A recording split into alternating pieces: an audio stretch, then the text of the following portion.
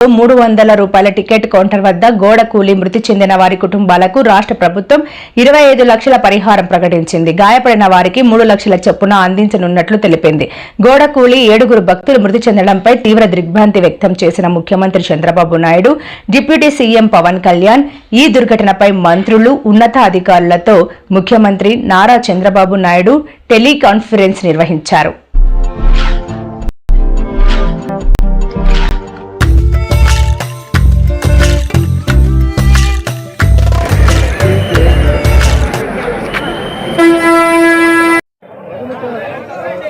మరీ జడ్డీ 1500 లేని మరి చాలా లేకుండా ఉండడం ఏంటి?